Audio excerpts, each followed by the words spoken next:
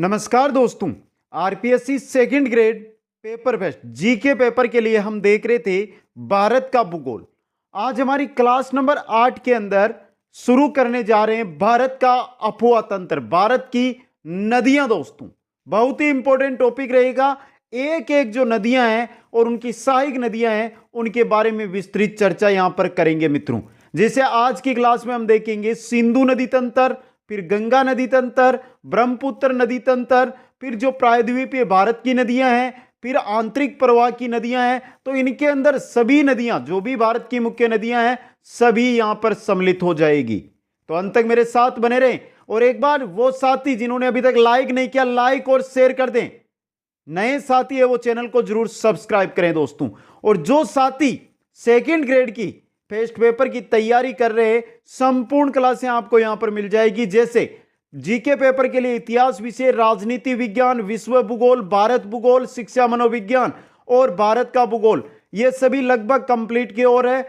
इनकी क्लासें आपको यूट्यूब पर प्लेलिस्ट के अंदर मिल जाएगी और सभी की पीडीएफ स्टोर के अंदर कुचामन ऑनलाइन क्लासेज ऐप में मिलेगी। लिंक डिस्क्रिप्शन में दी गई है, वहां से जाकर आप ऐप प्राप्त कर सकते हैं दोस्तों।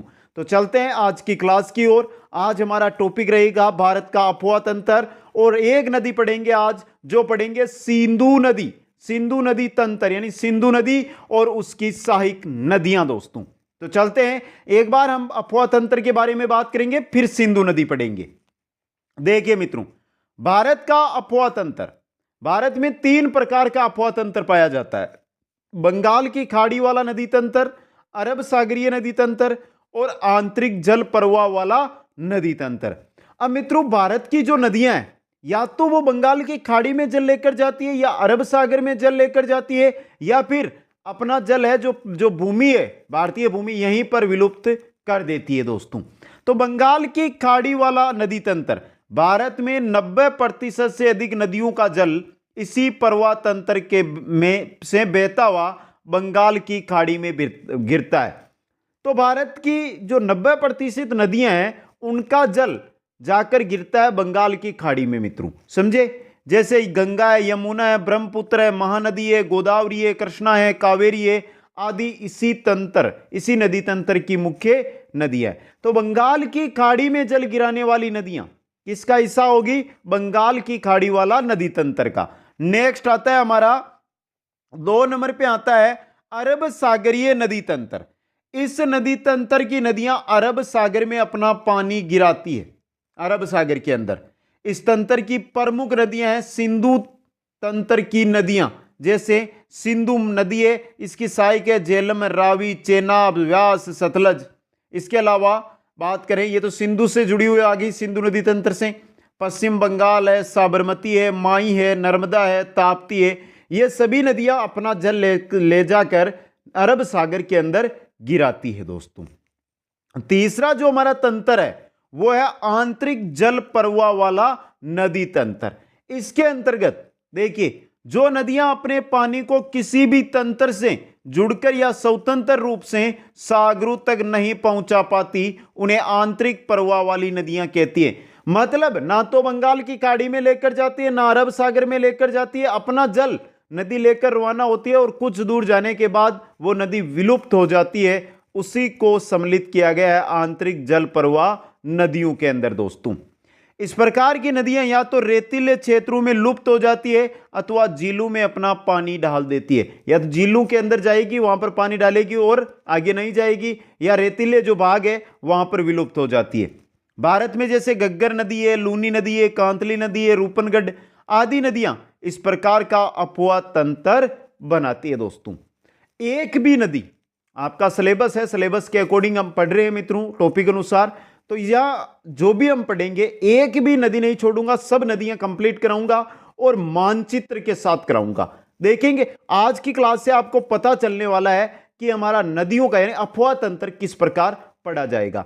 सबसे पहले हम जो अध्ययन करेंगे वो उत्तर भारत यानी जो हमारे हिमालय पर्वत से निकलती है नदियां, उनके बारे में। उनमें जो मुख्य नदियां जैसे सिंधु नदी हो गई, गंगा नदी हो गई, ब्रह्मपुत्र, बाकी सभी नदियां इन्हीं के अंदर आकर अपना जल गिरा देती है। तो इन 3 नदियों को लेंगे और इनकी सहायक नदियों में आपकी कंप्लीट हिमालय से निकलने वाली भारतीय भूमि में बहने वाली नदियां आ जाएगी। तो चलते हैं मित्रों आज हम देखने वाले हैं सिंधु तथा उसकी सहायक नदियां। सिंधु तथा उसकी सहायक नदियां। देखिए मित्रों, सिंधु यहां से निकल रही है, यह है आपकी सिंधु। देखिए यह है जो अरब सागर में गिर रही है यहां पे। अब इसके साथ यह सिंधु नदी है, इसमें चारों ओर से दोनों ओर से नदियां गिरती है। ये तो जो मुख्य नदियां हैं जिनसे एग्जाम हमारे रिलेटेड क्वेश्चन बनते हैं, जैसे सतलज हो गई, व्यास हो गई, रावी हो गई, चेनाब हो गई और झेलम, इनको पंचनद कहा जाता है। पंचनद कहा जाता है मित्रों, जो साथ में आगे जाकर ये एक हो जाती है और फिर ये किस में गिरती है, सिंधु नदी तंत्र में गिरती है। सिंधु नदी के बारे में सबसे पहले हम पढ़ेंगे, फिर एक एक जो उसकी सहायक नदी है उसके बारे में पढ़ेंगे, और इसके अलावा भी जो सिंधु नदी की सहायक नदियां हैं उनकी भी जानकारी देंगे, क्योंकि सीधा क्वेश्चन आ सकता है कि इनमें से सिंधु की सहायक नदी नहीं है तो उनमें से भी तो नाम आ सकता है इसके अंदर, इसलिए हर एक चीज को। और ये यहां पर है सिंधु नदी तंत्र। देखिए मित्रों, ये भारत का है ना, यहां पर है सिंधु नदी तंत्र दोस्तों। तो चलते हैं इसके बारे में देखते हैं। सिंधु नदी, सबसे पहले हम सिंधु नदी की बात कर रहे हैं, तो देखिए सिंधु नदी यहां से निकलकर इस प्रकार चलती है और यहां अरब सागर में गिर जाती है, तिब्बत के अंदर निकलती है। कहां से तिब्बत में यह निकलती है वो भी यहां पर हम देखने वाले हैं। तो चलिए मित्रों, सिंधु नदी। सिंधु नदी तिब्बत में स्थित मानसरोवर झील के निकट कैलाश पर्वतों में सिनकाबाब जलधारा से निकलती है। यानी मानसरोवर झील है, उसके पास है एक जलधारा सिनकाबाब। जलधारा का नाम क्या है, सिनकाबाब। वहां से आपकी यह नदी निकलती है मित्रों। लद्दाख और कश्मीर में बहती हुई यह नदी पाकिस्तान में चली जाती है तथा पाकिस्तान में शहर है कराची, कराची के समीप यह अरब सागर के अंदर गिर जाती है। तो इस प्रकार से निकली ना यह नदी, इस प्रकार से जाती है। आगे देखिए, यह इस प्रकार से बहती है हमारी नदी, यहां से निकलती है। यह सिनकाबाब जलधारा है, जहां से निकलती है मानसरोवर झील के निकट है तिब्बत के अंदर। फिर यहां से यह बहती हुई लद्दाख जो केंद्र शासित प्रदेश है कश्मीर के अंदर बहती हुई फिर आगे पाकिस्तान में चली जाती है। और पाकिस्तान में यहां पर कराची शहर है, कराची शहर के समीप से यह किसमें, अरब सागर के अंदर गिर जाती है। भारत में यह नदी है जो लद्दाख में जास्कर श्रेणियों के मध्य प्रवाहित होती है। जब हिमालय पर्वत हमने पढ़ा था भारत भूगोल के अंदर, वहां पर जास्कर श्रेणियां आई थी, तो जास्कर पर जो श्रेणियां हैं, पर्वत श्रेणियां, उनके मध्य यह प्रवाहित होती है।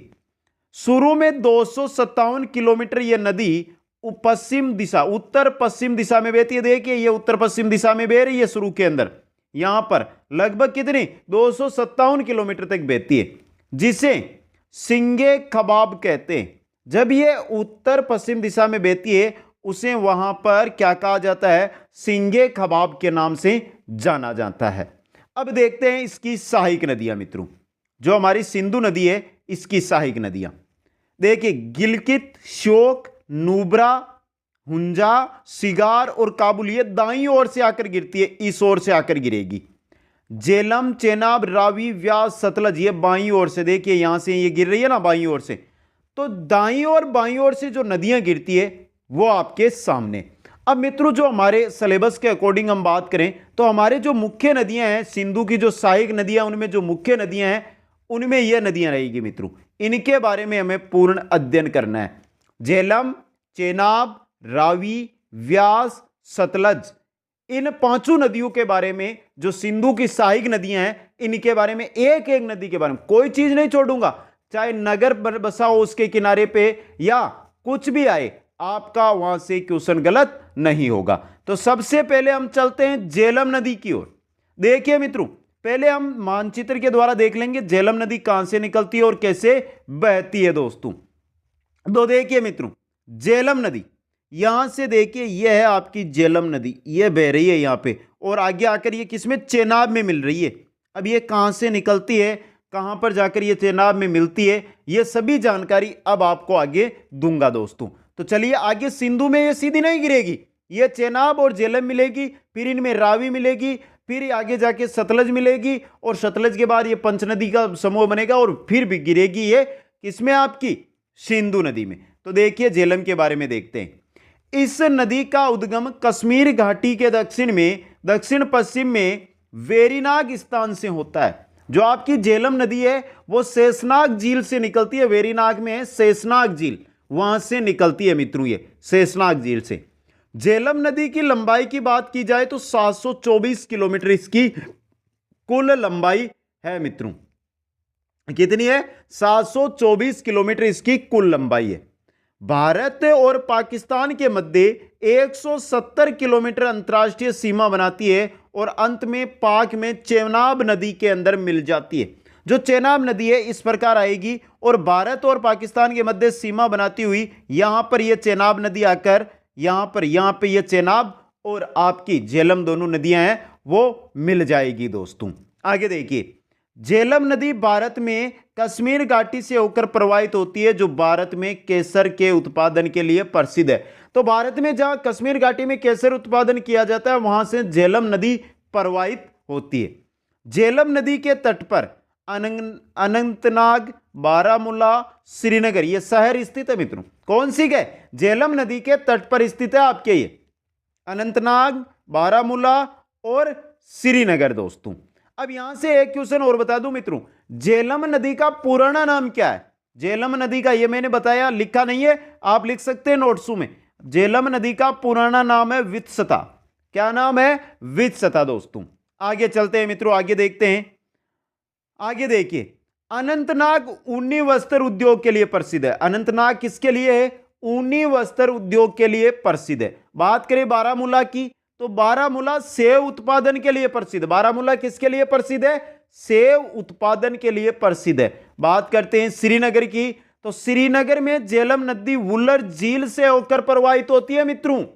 झेलम नदी है यह आपकी वुलर झील से प्रवाहित होती है। भारत में ताजा पानी की सबसे बड़ी प्राकृतिक झील, ऊंचाई वाली झील मित्रों, जो भारत में ताजा पानी की सबसे बड़ी प्राकृतिक झील है उसमें कौन सी नदी आकर गिर रही है? झेलम नदी आकर गिर रही है मित्रों। आगे देखिए, वुलर झील में नौ परिवहन के लिए तुलबुल परियोजना का निर्माण किया गया है। जो वुलर झील है जहां पर झेलम नदी गिरती है तो वुलर झील आ गया। वुलर झील के अंदर चलता है नौ परिवहन और उसके लिए बनाई गई परियोजना है तुलबुल परियोजना। झेलम नदी पर पाक यानी पाकिस्तान के द्वारा मंगला बांध का निर्माण किया गया है। पाकिस्तान के द्वारा झेलम नदी पर मंगला बांध का निर्माण किया गया। किस पर? झेलम नदी पर पाकिस्तान के द्वारा है मंगला बांध। तो सीधा क्वेश्चन बनता है मंगला बांध किस पर है? झेलम नदी पर है। यह है आपके सिंधु की पहली सहायक नदी झेलम नदी। नेक्स्ट है हमारी झेलम के बाद चेनाब दोस्तों। देखिए मित्रों, ये हमने झेलम यहां से यह पर ये देखिए ये झेलम देख ली। अब देखिए ये है आपकी चेनाब जिसके अंदर झेलम आपकी गिरने वाली है दोस्तों। चेनाब नदी के बारे में देखते हैं। तो चेनाब नदी हिमाचल प्रदेश में बारालाचा ला दर्रे से चंद्र व भागा दो शाखाओं के रूप में निकलती है। चेनाब नदी हिमाचल प्रदेश में दर्रा है बारालाचा, वहां से निकलती है। इंपॉर्टेंट है क्वेश्चन। पर्वत श्रेणी का बात की जाए तो धौलाधर पर्वत है हिमाचल प्रदेश का, वहां पर दर्रा है धौलाधर पर्वत श्रेणी का दर्रा है बालाचा दर्रा, बारालाचा दर्रा। वहां से चंद्र व भागा दो शाखाओं के रूप में चेनाब नदी है जो निकलती है। चेनाब या चिनाब के नाम से भी इसको जाना जाता है। इनके मिलने के पश्चात यह हिमाचल प्रदेश में चंद्रभागा के नाम से जानी जाती है। हिमाचल जो प्रदेश है, हिमाचल प्रदेश है, वहां पर चंद्रभागा के नाम से जाना जाता है। चंद्र व भागा दो शाखाएं जब मिल जाती है तो हिमाचल प्रदेश को इन दो शाखाओं के सम्मिलित रूप को चंद्रभागा के नाम से जानते हैं तथा J&K वह पाकिस्तान में चेनाब के नाम से यह प्रवाहित होती है एवं पाक में यह सिंधु नदी से मिल जाती है। जैसे ही यह नदी इस प्रकार से जाती है, यह आपकी झेलम इसमें आकर मिलती है, यह आके जाएगी और पंचनद का समूह बनाएगी और आगे जाके आपकी सिंधु में गिर जाएगी मित्रों। समझे? इसकी कुल लंबाई की बात करें तो 1180 किलोमीटर आपके जो है वो चिनाब की कुल लंबाई है दोस्तों। अब देखिए यह सिंधु नदी की सबसे प्रमुख सहायक नदी है। सिंधु नदी की सबसे प्रमुख सहायक नदी की बात की जाए तो आपको बताना है कौन सी? चिनाब नदी है दोस्तों।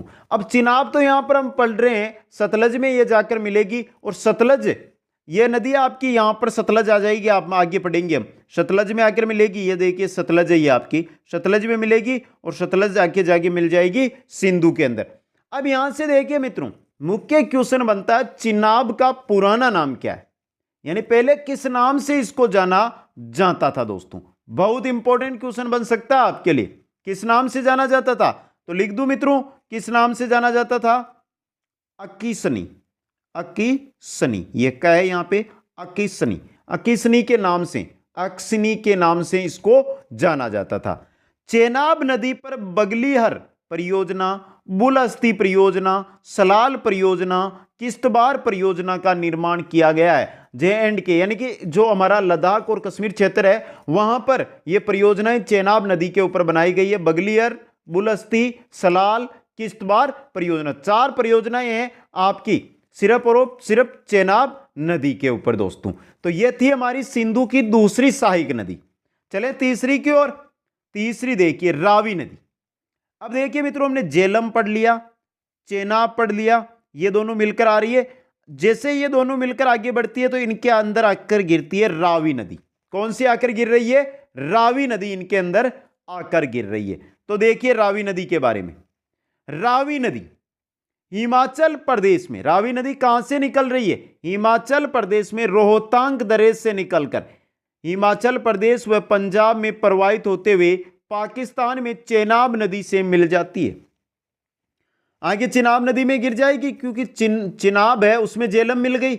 अब किस चेनाब में कौन सी मिलेगी, आपकी रावी नदी मिलेगी। निकलती कहां से है रावी नदी, रोहतांग दर्रे से निकलती है हिमाचल प्रदेश के अंदर दोस्तों। अब बात हो जाती है कि यहां पर जो हमारी रावी नदी है इसका पुराना नाम क्या है। यह बहुत अच्छा क्वेश्चन बन रहा है आजकल। पुराना नाम इसका रावी का बात की जाए तो पुराना नाम है इसका पुरुषिनी। क्या नाम है मित्रों, पुराना नाम पुरुषिनी नाम है मित्रों। अब देखिए आगे, इसकी कुल लंबाई की बात की जाए तो 725 किलोमीटर इसकी कुल लंबाई है। रावी नदी पर पंजाब में थिन बांध परियोजना का निर्माण किया गया। थिन बांध परियोजना है यह आपके पंजाब नहीं हिमाचल प्रदेश में आती है मित्रों। हिमाचल प्रदेश का क्षेत्र लगता है, पंजाब सरकार के सहयोग से है। थिन बांध परियोजना हिमाचल में है दोस्तों। रावी नदी के तट पर पाकिस्तान में लाहौर स्थित है जो सूती वस्त्र उद्योग के लिए प्रसिद्ध है। तो लाहौर किस नदी के तट पे आ गया मित्रों, लाहौर किस नदी के तट पे आ गया, आपके रावी नदी के पुरुषिनी नदी के तट पर आ गया है। लाहौर क्यों प्रसिद्ध है, सूती वस्त्र उद्योग के लिए प्रसिद्ध है। यह थी हमारी तीसरी रावी नदी। आगे चले चौथी नदी की ओर। सिंधु की सहायक चौथी नदी है आपकी व्यास नदी। अब मित्रों यहां पर देखिए व्यास, देखिए आपकी ये तीनों नदियां देखिए, ये झेलम थी, ये चेनाब थी, ये रावी थी, ये तीनों आकर मिली है, ये आपस में मिलकर देखिए आगे आ रही है। यहां से देखिए ये सतलज तिब्बत से निकलकर आती है, ये जाकर गिर रही है, इसी में आपकी ये तीनों नदियां गिर रही है। और इसी के अंदर जो ये आपकी सतलज है इसी में ये व्यास गिरेगी। छोटी सी नदी है आपकी व्यास नदी। देखिए मित्रों व्यास नदी के बारे में देखते हैं। व्यास नदी कहां से निकलती है, कहां गिरती है।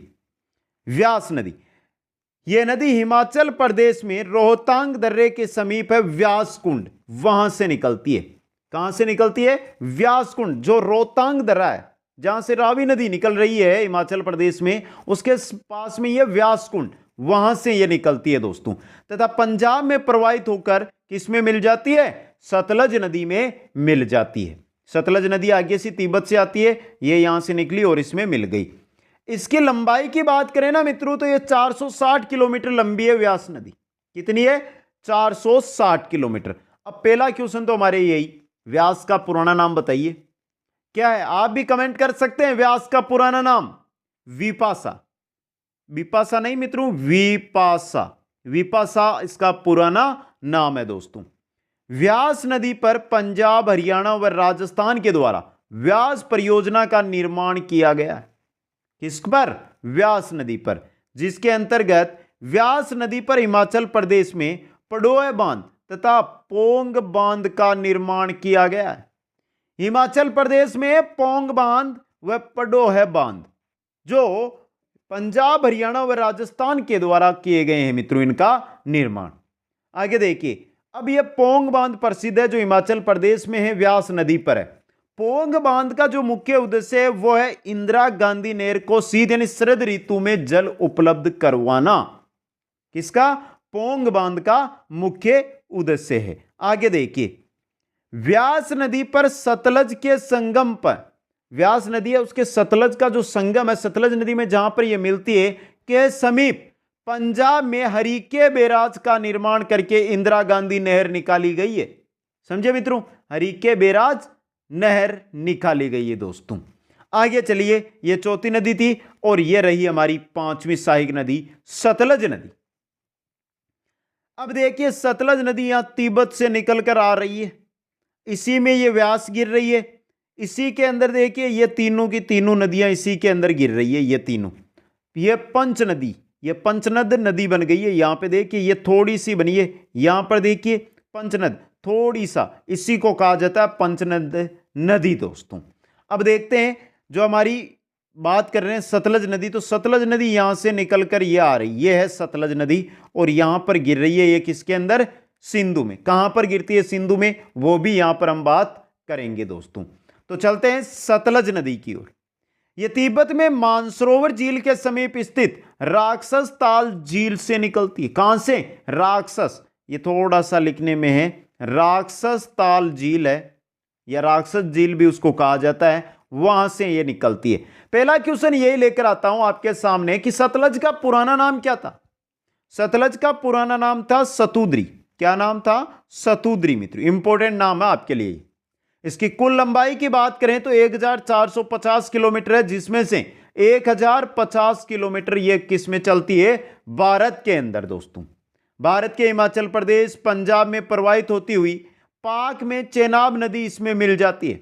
ये भारत में हिमाचल प्रदेश में चलेगी, तिब्बत से निकलेगी हिमाचल प्रदेश, हिमाचल प्रदेश से पंजाब, पंजाब से पाकिस्तान, पाकिस्तान में जाने से इसके अंदर चेनाब नदी भारत के अंदर ही गिर गई है, पंजाब के अंदर इसके अंदर कौन सी? व्यास नदी। और जैसे ही आगे पाकिस्तान में जाएगी तो चेनाब नदी गिरेगी। चेनाब के अंदर रावी और सतलज, रावी और झेलम नदियां गिरती है। अंत में मितानकोट के पास सिंधु नदी से मिल जाती है। किससे? मितानकोट के पास सिंधु नदी से यह नदी मिल जाती है दोस्तों। फिरोजपुर से फाजिल्का तक, फिरोजपुर से फाजिल्का जो यह शहर है आपके पंजाब के मित्रों तक 120 किलोमीटर तक ये भारत पाक सीमा बनाती है। सतलज नदी पर हिमाचल प्रदेश में नाथपा झाकड़ी परियोजना, बंगी थोपन परियोजना का निर्माण किया गया है। भाखड़ा नागल परियोजना और हरीके बैराज ये पंजाब में स्थित है सतलज नदी पर ही। व्यास नदी और सतलज नदी के मिक्स पर है हरीके बैराज दोस्तों, और भाखड़ा नागल बांध है वो आपके सतलज नदी पर ही स्थित है। तो यह था हमारा सिंधु नदी तंत्र मित्रों, सिंधु नदी और उसकी सहायक नदियां। कैसी लगी आपको आज की क्लास? एक बार सभी साथी कमेंट करके जरूर बताएं। नेक्स्ट हमारी क्लास रहेगी गंगा नदी तंत्र के बारे में, लंबी क्लास रहेगी मित्रों, क्योंकि बहुत लंबी गंगा नदी है उसी के अनुसार दोस्तों। बस लाइक, शेयर और जो भी नए साथी है चैनल को जरूर सब्सक्राइब करें, वीडियो को अधिक से अधिक शेयर जरूर करें। आप सभी को बहुत बहुत धन्यवाद। जय हिंद, जय भारत।